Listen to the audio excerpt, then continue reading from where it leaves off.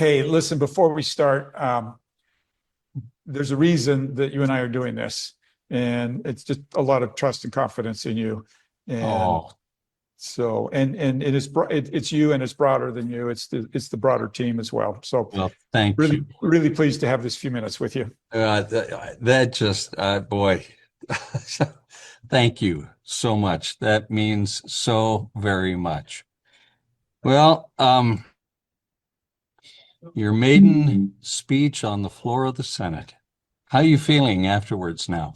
But I got to tell you, it was pretty stressful, and having it behind me feels really, really good. And particularly, I feel good about it, and that's makes me feel even better.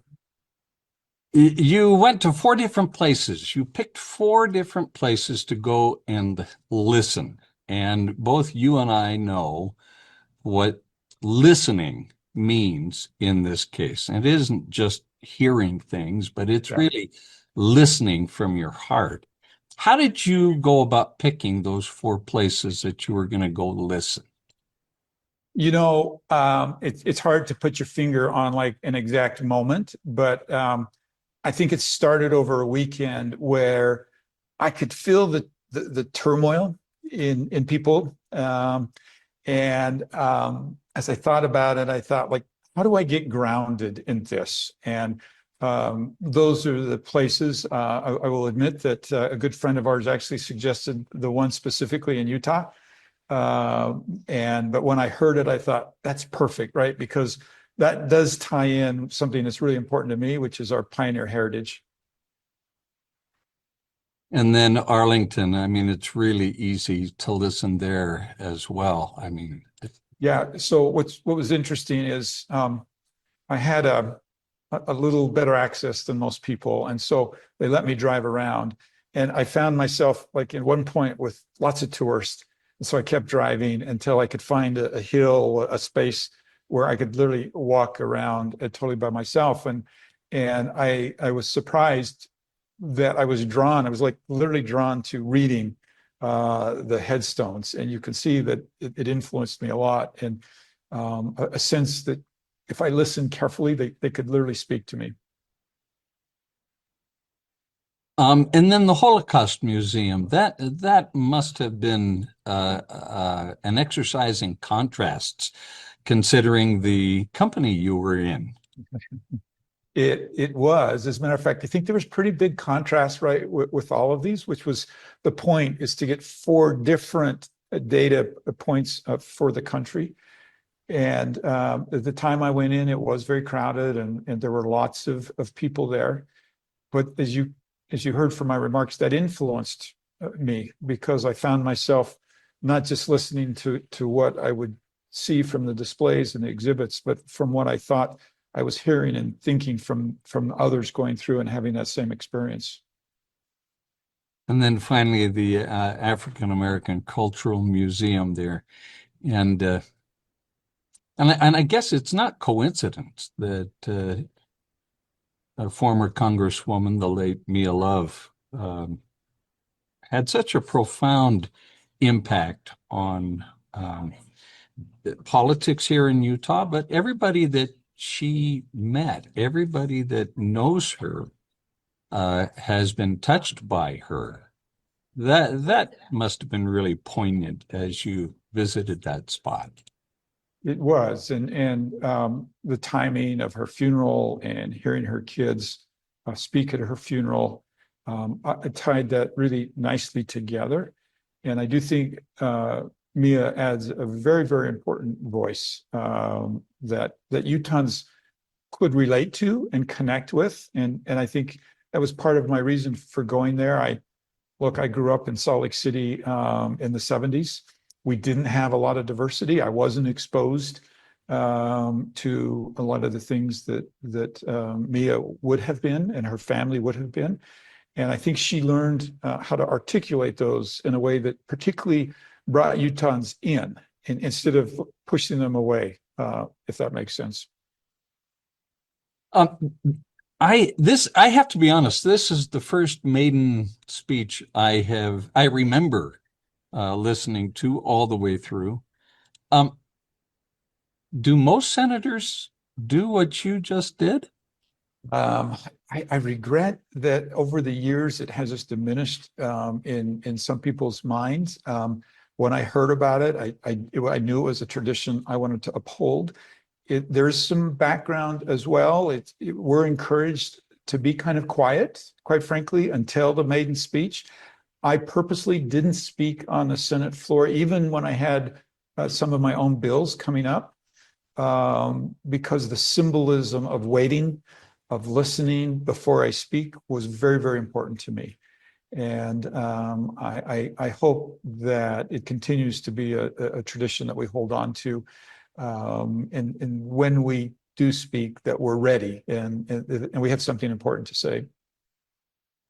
Well, I don't know about the other maiden speeches, but yours was just full of principle, full of substance, full of idealism and positivity.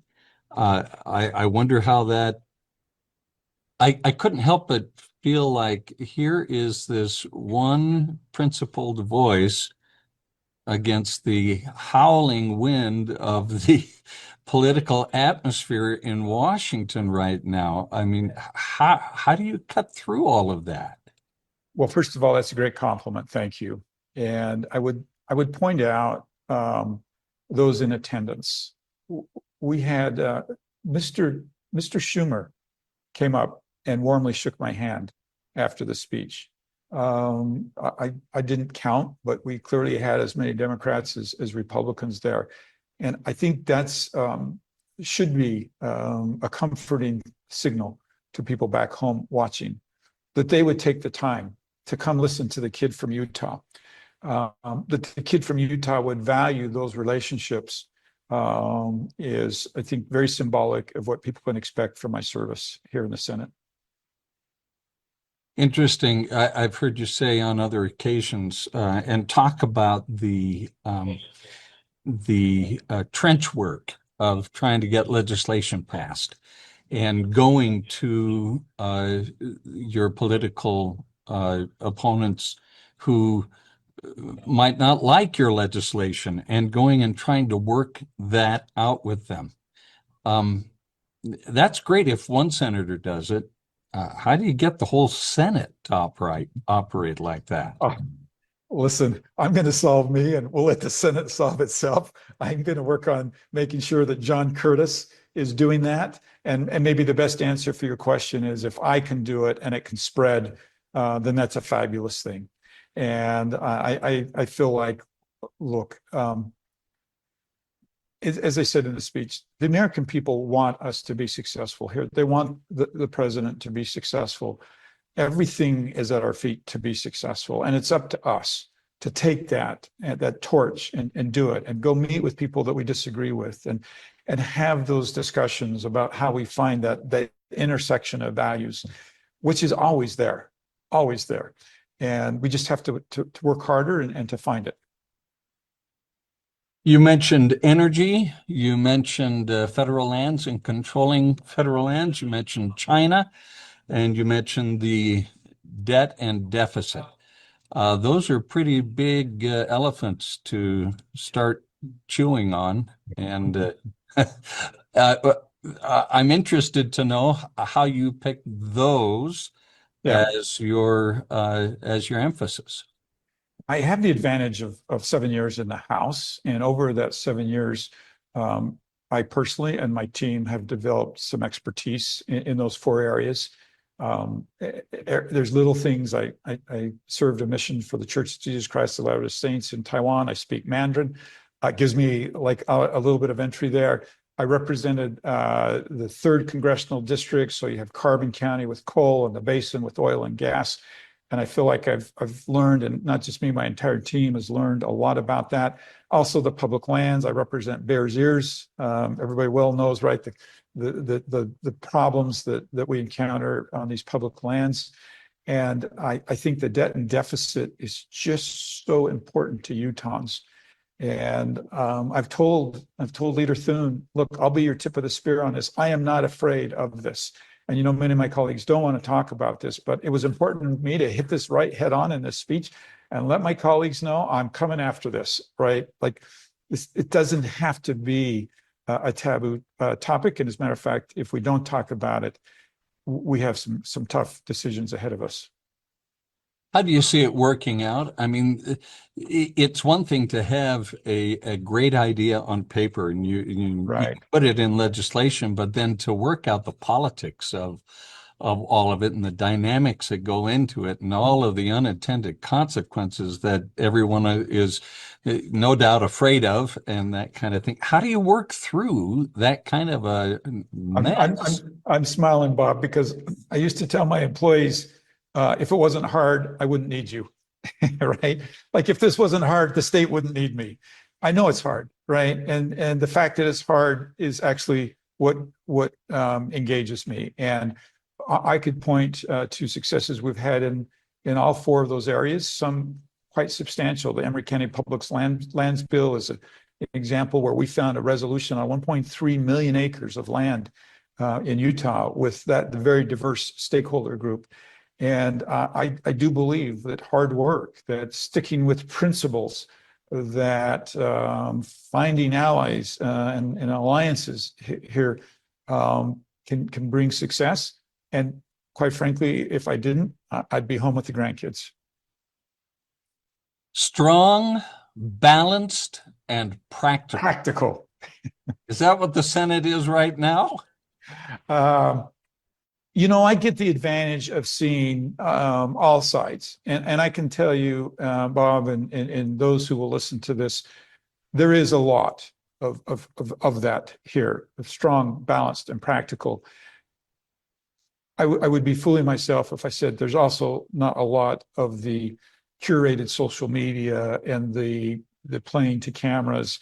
And yeah, we've got to deal with that. And I think what concerns people is it does feel like that's growing at times. Hopefully today I laid down a marker as to what type of senator they could expect me to be. If they put on my tombstone strong, balanced, and practical, I will have feel like my time here was worth it. Um, it's so easy. All just talk to Blake Moore. You can talk to uh, um, Congressman Burgess. You can talk to any one of them. Well, and now you remember what it was like when you started in the House, and campaigning is one thing. Governing is something completely different. And Yeah. it's very easy to become distracted and get knocked out of the box for one reason or another. How do you personally stay focused on the principles that guide you? Wow, that's a great question. I think I'm blessed to be surrounded by spouse, by children, by grandchildren, by siblings, parents who are now deceased, who didn't let me do otherwise and don't let me do otherwise. I'm also very blessed with a team that gets it. They're all here for the same reasons. They're strong, they're balanced, they're practical, and they've been with me, most of them for a number of years, both here in Washington and in the state. And I guess the best answer I can give you is that I'm surrounded with people and circumstances that keep me focused and help me understand the real reason that I'm here. Are there like-minded senators there? Have you found a new best friend there? Have you found anybody that really resonates with you? I have to say a lot. And I think one of my first tasks is writing a note to the senators who took the time. Listen, I get the time to carve out to come to listen to that. If people who don't understand the DC Senate culture won't appreciate that, it was a big deal. And every single person in that chamber, and quite frankly, some that weren't. I had a member come up to me and she said, I'm chairing a committee, I'm off. And she had rummaged through her desk and found a pin of her state. And she said, this is all I have, but I want to give it to you for your speech. And I set it down so I could see it during the speech. And I'm surrounded. I'm really blessed to be surrounded by people like that. And I really look forward to fostering those relationships. You heard me mention Cory Booker. The most unlikely right duo would be me and Senator Booker. But I'm telling you, I think it's fair to say we love each other, and we've gotten to know each other in a way that transcends politics. You know, like we would struggle to find an issue that we like totally agree on. But I believe deeply that he wants the country to be successful, and that he's genuine. And I can work with that. Yeah, pairs like you and Booker are no different than Hatch and Kennedy and Tip Yeah. O'Neill and Ronald Reagan, and you can name a whole bunch of others like that. So, is there anything that I haven't asked you that you want to share with us in relationship to today's speech, or anything in it that you want to expound on just a little more? Yeah, I had a moment while I was waiting where memory came back to me. And a number of years ago, when I was mayor, I came out to Washington, D.C., and I had never been in the Capitol. So I signed up for a tour. It was just a normal tour, no special treatment or anything like that. And they had told us there was a chance we would sit in the Senate gallery. As the tour matured and we got closer, I can't remember the procedure, but for some reason, they weren't letting people into the Senate gallery. So they opened the gallery doors and allowed us to walk by. And I had, as I was walking, a chance to look in through those doors to the Senate floor. And I thought it was the coolest thing that would ever happen to me in my life, never knowing that one day I would look on the opposite from that floor out to those gallery doors the other direction. And I just want, and I guess the best way to answer your question is, I want the people of Utah to know that I feel an incredible honor and an incredible weight serving them and listening to them and trying to get to a place where we are wildly successful here in Washington, D.C. And I'm committed to make that happen. Well, Senator, I can't thank you enough for taking time with us. I know our time has expired, and I'm going to have to yield back, but I appreciate very much your Thank you, willingness sir. to talk with Yep. us. And if I were you, I would get a red phone and keep it with you at all times, and you know who would be at the other end. I'm on it. I'm on it. Okay. I couldn't agree more with you. All right. Hey, Yeah. thanks so much. Have a wonderful Best day. to you. We'll Okay. see Thanks you. now. Okay. Bye-bye.